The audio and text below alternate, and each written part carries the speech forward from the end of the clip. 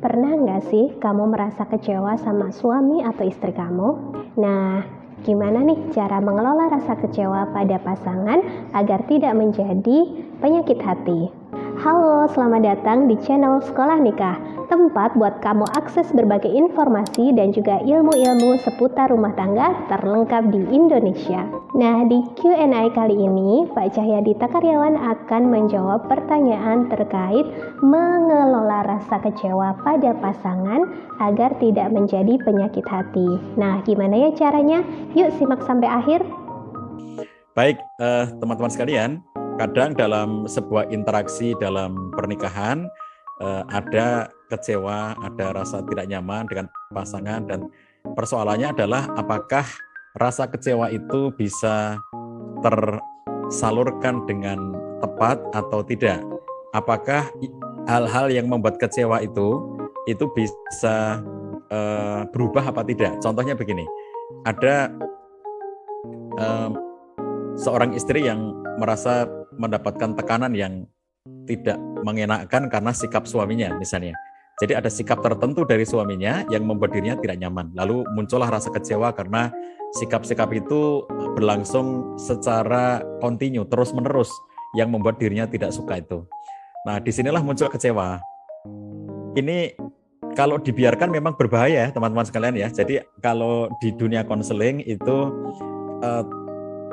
tekanan yang muncul dalam diri seseorang, seperti contohnya istri yang tadi saya gambarkan ya, merasa tidak nyaman, itu digambarkan seperti balon pesta.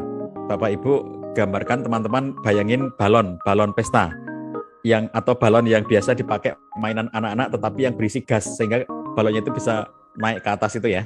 Kebayang ya. Jadi biasanya kita pegangi dengan tali supaya balonnya tidak terbang ke atas itu.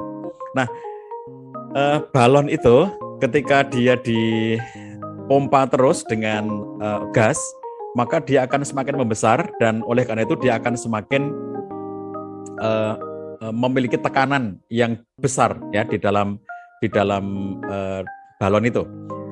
Makin banyak yang dimasukkan, maka pada titik tertentu balon ini sudah tidak mampu lagi untuk menerima tekanannya. Kalau sudah tidak mampu, apa yang terjadi? Pasti meletus, betul nggak? Meletus balon hijau itu ya. Itu karena si balon hijau ini mendapatkan tekanan terus-menerus. Jadi dia diberikan tekanan yang konsisten, padahal ada batas ambang maksimalnya. Sampai berapa banyak dia bisa menerima tekanan itu. Ketika dia sudah tidak lagi bisa menampungnya, itu akan meledak. Nah, jadi pada contoh seseorang yang dia mendapatkan tekanan-tekanan secara kontinu dari pasangannya, itu kalau nanti dia sudah mencapai ambang yang menjadi kemampuannya, batas ambang kemampuannya, itu juga bisa meledak. Dan meledaknya itu jenisnya bermacam-macam gitu ya. Sangat banyak jenis meledak yang terjadi karena sudah melampaui ambang batas kemampuannya untuk menerima tekanan.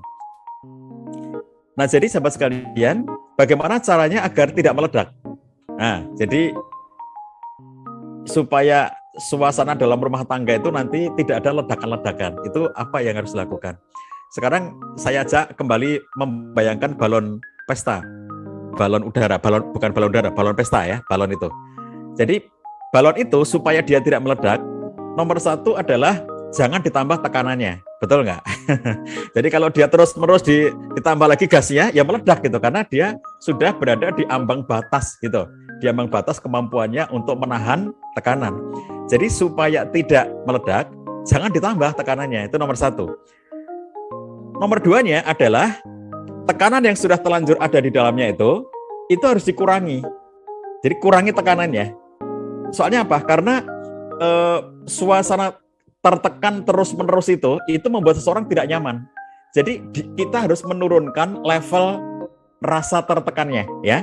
Jadi kalau gambarannya balon tadi, itu nomor satu supaya nggak meledak itu jangan lagi ditambah tekanannya itu. Sudah, jangan ditambah lagi tekanannya.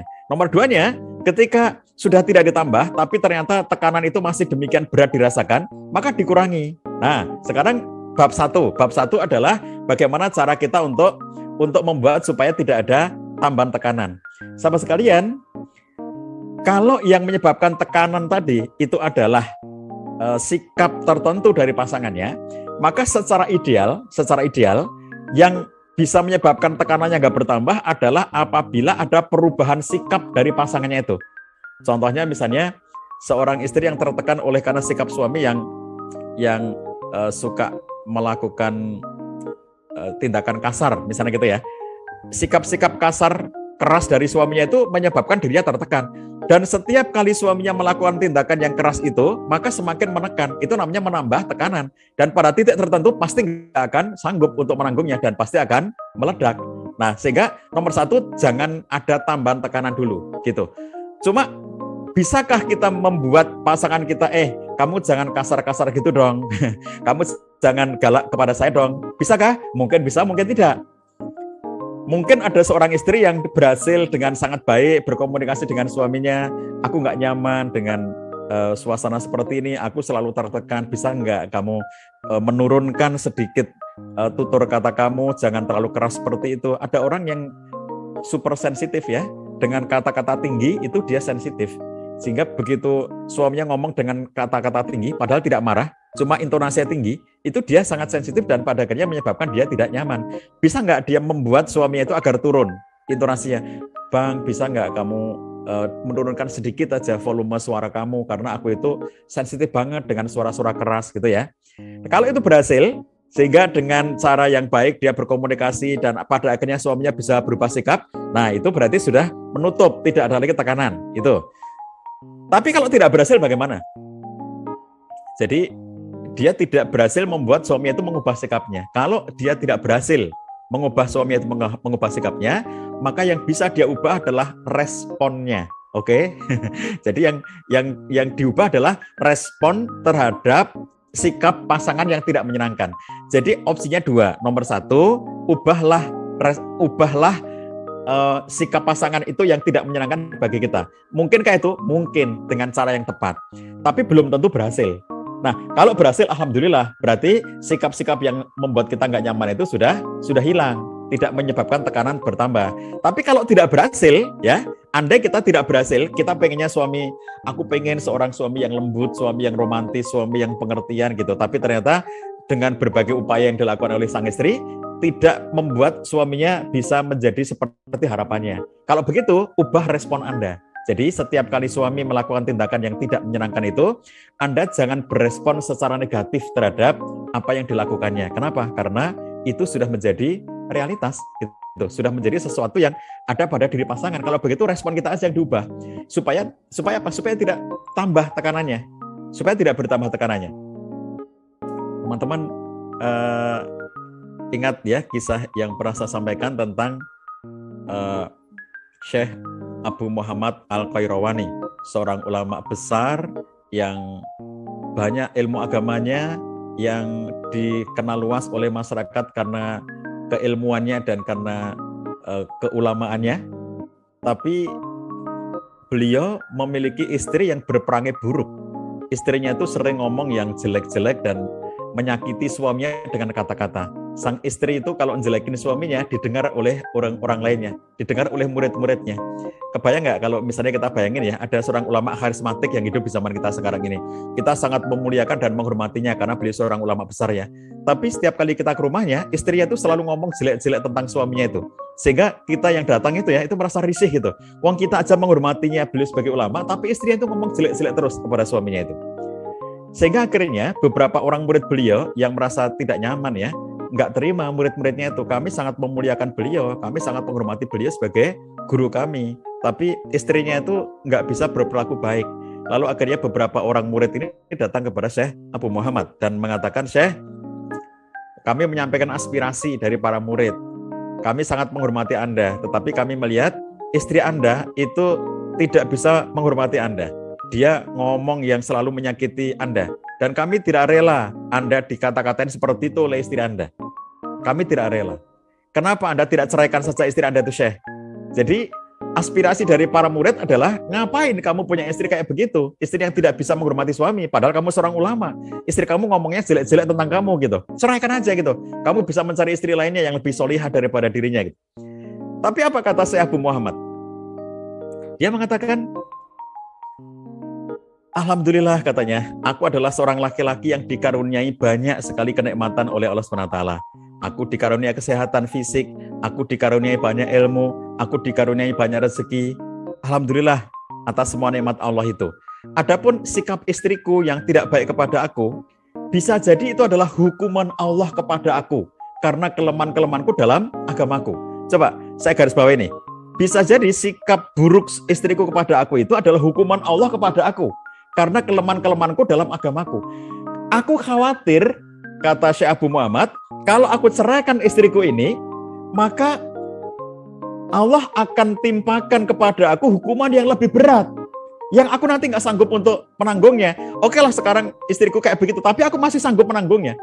Jadi di matanya Syekh Abu Muhammad, oke lah kalau istriku kayak begitu kepada aku gitu ya, dia berlaku jahat kepada aku, itu aku anggap sebagai hukumannya Allah kepada aku. Mungkin aku punya kekurangan-kekurangan kelemahan yang Allah pengen menghukum aku sekarang. Kalau di hari akhir aku sudah tidak dapat hukuman lagi dari Allah SWT, sudah habis di dunia ini gitu. Kalau aku ceraikan, lalu nanti Allah akan hukum aku dengan cara yang lainnya, aku khawatir hukuman itu lebih berat bagiku dan aku nggak sanggup gitu. Coba bayangkan, jadi ketika tidak bisa mengubah istrinya, yang dilakukan oleh Syekh Abu Muhammad adalah mengubah responnya. Jadi dia mengubah sikap dia terhadap apa yang menjadi tindakan istrinya itu. Nah ini sudah makomnya makom wali, makomnya makom ulama ya, luar biasa gitu ya. Belum tentu kita semuanya sanggup untuk melakukan tindakan seperti itu. Tapi maksud saya adalah kita melihat bahwa sebetulnya kalau kita nggak mampu mengubah pasangan kita itu, kita bisa mengubah sikap kita, mengubah respon kita gitu.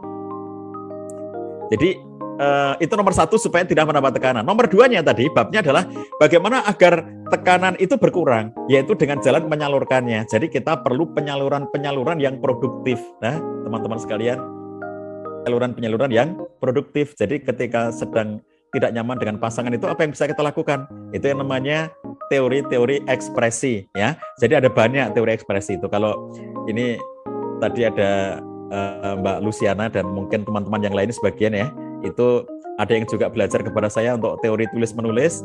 Maka saya sudah sering menyampaikan di kelas menulis itu bahwa menulis itu salah satunya adalah berfungsi sebagai ekspresi. Jadi yang disebut dengan expressive writing, menulis ekspresif ya. Menulis ekspresif itu adalah salah satu cara bagi kita untuk melakukan katarsis. Katarsis itu melepaskan tekanan-tekanan, menyalurkan tekanan-tekanan yang ada dalam diri kita. Salah satunya dengan menulis. Kalau di negara-negara barat, expressive writing itu sudah berdampingan di rumah sakit jiwa ya. Di rumah sakit bagian kejiwaan itu selain diterapi dengan obat-obatan, lalu terapi-terapi lainnya secara medis, juga kemudian terapi dengan jalan menulis yang disebut dengan expressive writing itu. Jadi menulis ekspresif itu bagian dari cara untuk katarsis. Juga disebut sebagai pelepasan ruminasi. Jadi ruminasi itu apa? Sesuatu yang memberatkan dalam diri kita ya. Jadi kita merasa nggak nyaman. Ada pikiran-pikiran yang muter-muter di otak kita. Ada perasaan-perasaan yang berbolak-balik di hati kita. Dan itu nggak bisa keluar gitu ya. Nggak nyaman banget. Hidupnya nggak tenang banget. Banyak hal yang menggelayuti pikiran kita. Banyak hal yang membebani perasaan kita dan tidak bisa keluar. Maka menulis adalah cara untuk mengekspresikan marah kepada suami. Ya, marah kepada suami. Mau melampiaskan nggak berani. Nanti kalau aku marah sama suamiku tambah marah sama aku, nanti tambah berantem. Kalau tambah berantem nanti kasihan anak-anak. Tapi kan kalau nggak diekspresikan, aku jadi stres kayak begini. Karena kelakuan suamiku sudah di luar batas. Aku nggak mau lagi ngeliat dia kayak begitu.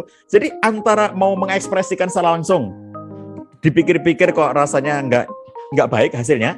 Tapi kalau nggak diekspresikan, kok rasanya sangat menekan, maka salah satu caranya adalah dengan jalan ditulis. Itu yang namanya expressive writing. Jadi kalau expressive writing itu disebut dengan teknik free writing. Free writing itu adalah menulis bebas. Jadi nulis apa saja tanpa kaidah. Misalnya memaki-maki suaminya, tulis saja ya, ditulis. Maki-maki suaminya, oh dasar kamu begini-begini, semua yang pengen diomongin tentang suaminya, tulis semuanya gitu. Itu namanya expressive writing. Apapun yang pengen Anda katakan, dasar kamu ini, dasar kamu itu, pokoknya kamu itu ini, semuanya diomongin gitu ya. Semuanya yang pengen disampaikan itu ditulis semuanya gitu. Tapi tidak untuk dipublikasikan. Ingat ya, expressive writing adalah tulisan yang kembali kepada dirinya sendiri, tidak kembali kepada orang lain. Jadi tidak semua tulisan itu harus dipublikasikan. Contoh expressive writing itu tulisan untuk diri kita sendiri.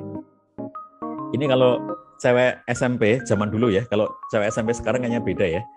Cewek SMP zaman dulu itu kalau, atau juga cowok gitu, anak-anak SMP zaman dulu gitu, itu kalau dia tuh seneng sama teman kelasnya gitu ya, misalnya seorang cewek, aduh ada cowok cakep banget gitu, tapi karena masih SMP dia mau ngomong itu takut, nggak berani gitu, cuma dia seneng banget sama cowok itu gitu, lalu akhirnya ditulis di buku hariannya. Nah itu namanya expressive writing.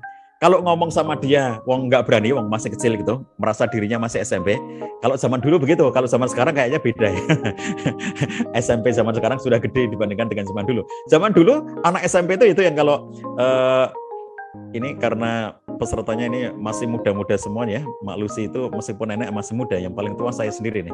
Jadi kalau zaman saya itu ada lagu tua namanya Cinta Monyet. Ini nggak ada yang kenal lagu Cinta Monyet itu ya. Cinta Monyet itu cintanya anak-anak yang misalnya kayak anak SMP yang dia itu sebetulnya belum dewasa, tapi sudah mengenal cinta, senang dengan misalnya cewek senang dengan cowok senang dengan cewek gitu ya. Itu disebut fenomenanya pada saat saya muda dulu kayak begitu tuh disebut dengan cinta monyet gitu. Nah cinta monyet itu teman-teman sekalian itu nggak kayak cintanya orang yang sudah dewasa, yang sudah mau menikah, enggak. Tapi benar-benar itu kayak dia lagi muncul hormon-hormon kedewasaannya ya pada anak-anak remaja SMP itu.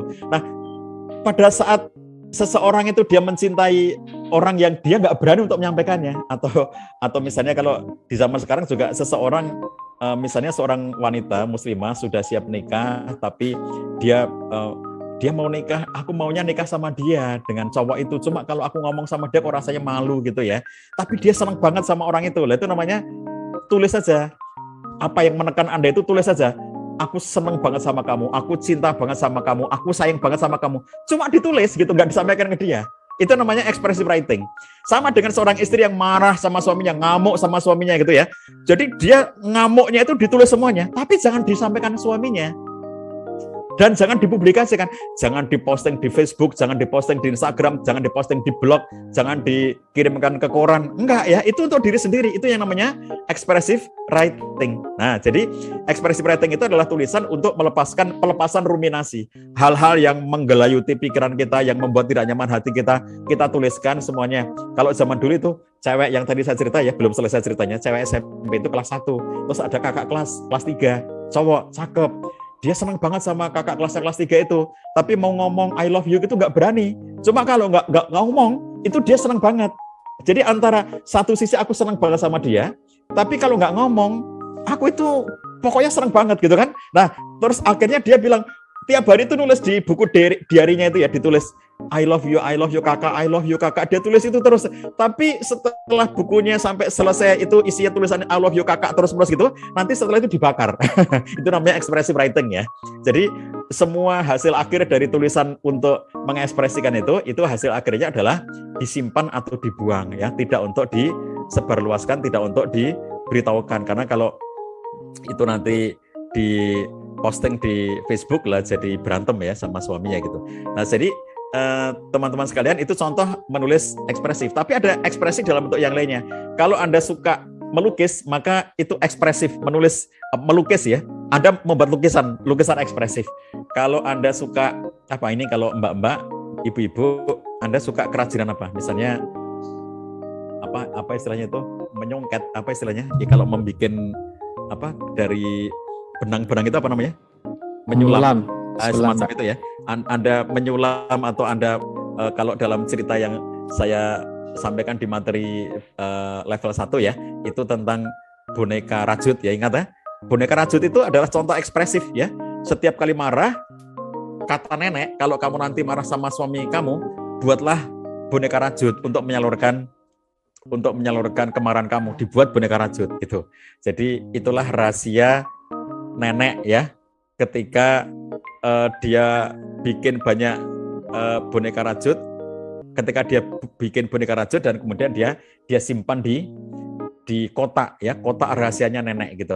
Yang ketika sudah tua, nenek ini sakit di rumah sakit, dia bilang sama suaminya, "Kek, aku kan dari dulu bilang kamu jangan pernah buka kotak rahasiaku itu ya, yang di atas almari." "Iya betul, kamu nggak pernah membukanya kan? Enggak, aku nggak pernah membuka karena kamu sudah berpesan jangan dibuka. Sekarang kayak kamu bawa ke sini, kayak bawa ke rumah sakit, aku khawatir umurku nggak lama lagi, kamu bawa ke sini. Akhirnya dibawa kotaknya tuh ya dari rumah, dibawa ke rumah sakit. Terus kata nenek kayak sekarang tolong bukain. Nek kakek ini luar biasa penasarannya karena seumur hidup diomongi jangan pernah buka. Kamu boleh ngelakuin apa saja kepadaku kecuali satu hal, jangan pernah buka kotak rahasiaku ini. Itu sejak dari pernikahan awal sampai akhirnya menjadi kakek nenek belum pernah dia buka kotak itu gitu. Sekarang oleh si istri disuruh buka gitu ya. Jadi kakek ini penasaran banget apa isinya. Lalu akhirnya setelah dibuka isinya apa? 2 boneka rajut dan setumpuk uang. Lalu dia bilang, apa ini, Nek? Tentang boneka rajut itu kata nenek, ini adalah nasihat dari nenekku dulu. Yang ketika aku menikah dia mengatakan, kelak ketika kamu kecewa dengan suami kamu, jangan kamu tumpahkan kemarahan kamu kepada suami kamu, karena itu nanti akan membuat semakin berantem hidup kamu. Tapi setiap kali kamu marah, maka lampiaskan dengan jalan membuat boneka rajut. Jadi akhirnya aku buatlah boneka rajut ini. Oh, kakeknya bahagia sekali seumur hidup, berapa puluh tahun menikah, ternyata dia baru 2 kali marah. Buktinya ada 2 boneka rajut di kotaknya itu. Kalau uangnya ini, Nek, ini sangat banyak uangnya itu uang apa? Itu uang hasil penjualan boneka rajut, kata nenek itu ya. Jadi entah sudah berapa ribu boneka rajut dia buat dan dia jual gitu, dan sampai akhirnya uangnya sangat banyak di kotak itu gitu. Nah, jadi itu contoh ekspresif itu ya, kayak begitu tuh. Itu namanya mengekspresikan. Semua dari kita bisa melakukan ekspresi dengan banyak cara. Makanya teman-teman yang suka goes itu ekspresi loh. Anda yang suka renang itu ekspresi loh.